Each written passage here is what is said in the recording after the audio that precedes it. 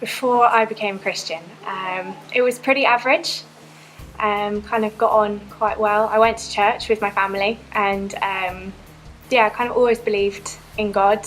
Never really had a personal relationship with him. Was a bit scared of him actually for quite a while, that he was just this big guy in the sky who knew everything about my life. So I tried to run away quite a lot of the time, but still never doubted his existence. It was like, yeah, he's there, but I don't want anything to do with him.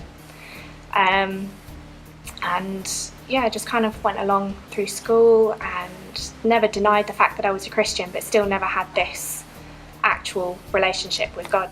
It got worse about 2 years before I left school. I started a really big battle with depression and anxiety alternating, and that's when I really struggled with my faith, because I was like, why is this happening? Why am I not getting better? Why, if I cry out to you, why are you not listening to me? I mean, I was brought up Catholic school, Catholic house. Mum was Catholic, Dad converted. Did that, so I got put off it when I was at school, as you do, everyone does when you finish Catholic school. Spent a lot of time after I finished school drinking, doing what I thought was what everyone did anyway. Worried about money, worried about work, worried about everything else. I grew up in Zimbabwe. I came from Zimbabwe. I just used to go to church with my mom. Started going to church at about 15 years old. All I know is I used to follow mom to church because we had to go to church. But I wouldn't call myself that I was a believer. I knew that God was there, and I knew that God was always with me, but not that I really followed and abided to his commands. And I didn't really understand the Bible. I didn't really read the Bible, but I used to go to church every Sunday and go to sermons. When I came to England, this is 2000, I didn't really look for a church because, like I said, when I was in Zimbabwe, I was just following mom to church, so there was nobody to really tell me to go to church. I did go through some times where life was just life. I'll just take life as it comes every day. Growing up in a non-Christian background, where basically you're told that everything about Christianity, anything to do with a faith is absolute rubbish, and no thank you, that's not for me, because that's just, singing and shouting and waving your arms around and things like that. You don't, no, we don't want anything to do with that, thank you very much. You have so many misconceptions about what being a Christian is. I used to think that you had to be this really perfect person. You had to be this really perfect person that was, never did anything wrong and was really well spoken, which I'm obviously not. You just had to be great. You had to be perfect. You had to just be really nice to everyone all the time. You'd never be in a bad mood. Well, that's not right. That was the first misconception that was completely blown out of the water, because obviously that's not none of us are perfect. I met Mike, my fiance, now fiance, soon to be husband, and I realised that actually my faith was really important to me, and I wanted to be with a guy who really loved God as well, and Mike was really open to that, which is really good. And as part of his journey, I started seeking the answers for him and finding out answers to questions that he had, and in that time I found that I was getting answers to the questions I had previously brushed off. I came along to Grace with Mike because we thought we'll try out a different church, see what suits you best. And I found that I had been having candy floss at my last church and not getting great teaching. And when I came here, I found I was getting daily bread and I was hungry, and I just wanted to know more about this Jesus and this incredible God and what he's done. Yeah, well, I met Sarah. Sarah was really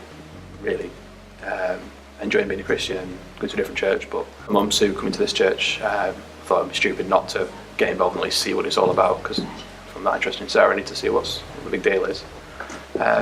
Came to Grace, went to Identity, went to the first part of Explore, really started getting into it.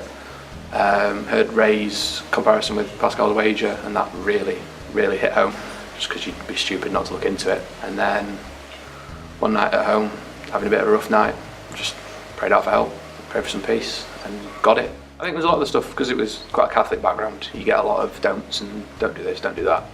You need to, different things you've got to do. But then hearing, I can't remember who it was, but someone said that you don't have to do anything apart from just believe, and that's enough. And that was a big one I didn't understand.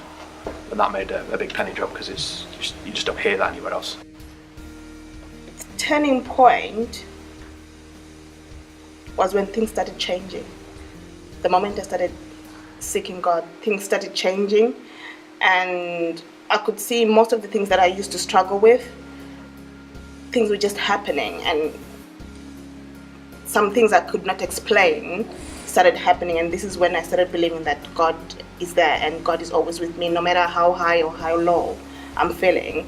And so my turning point was really just by attending church every Sunday and committing myself to God and reading the Bible and praying, and that was my turning point, where I thought I am really lost, and I thought this is the only way to turn to. I started off going to the Net. I didn't even realise that the Net was anything to do with grace. Everybody was just really, really, really lovely. And then Heather spoke to me about doing the Well Woman workshop, which was brilliant, and I got so much out of doing that.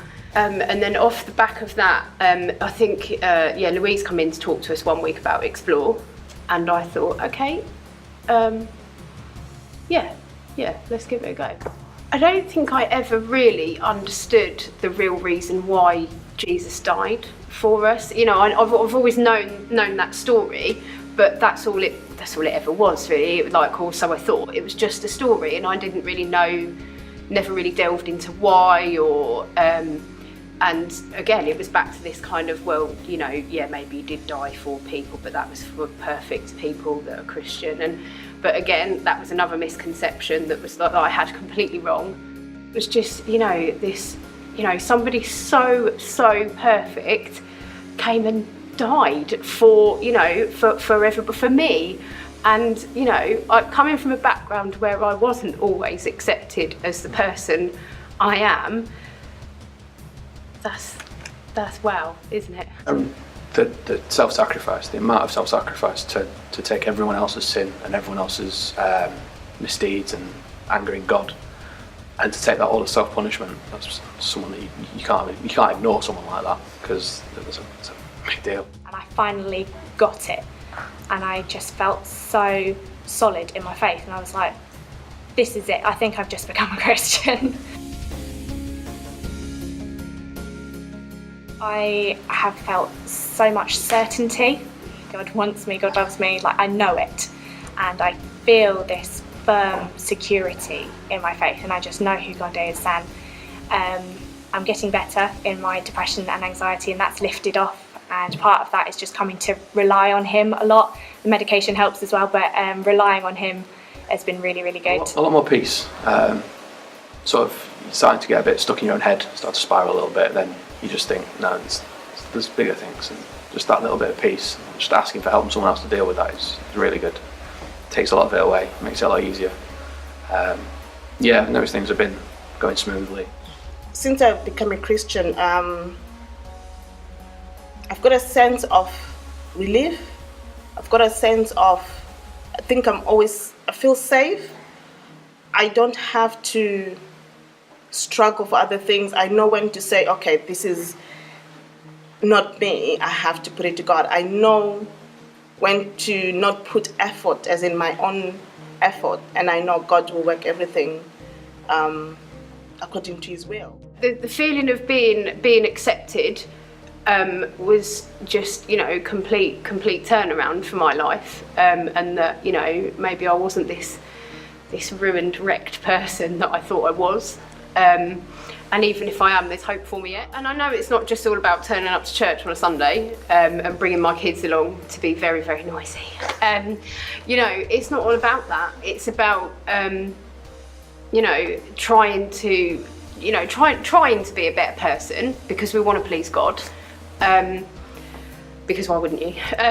And coming from a non-Christian background and being the first one in your family to step outside of that and say, actually, this is, you know, it's not just it's the truth, and it's the most important thing that we're ever going to know.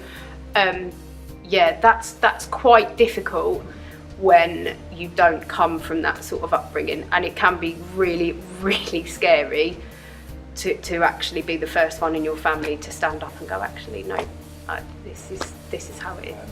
I mean, I can still worry about things, but it's not as important as it's not going to matter in days to come. But if it does go well, then great, because it's a gift. But if it doesn't, then there's a reason for it. It's not just because I've done something stupid necessarily. It's because there's a reason for it. There's a plan somewhere. You always sort of think to yourself, is this what Jesus would want? Is this a moral choice? Am I making the right decision? And it gives you that extra person to bounce off of. You can sort of take a step back and think and pray about it and see if something does occur that you hadn't originally thought of, or a decision that hadn't been made available at the start.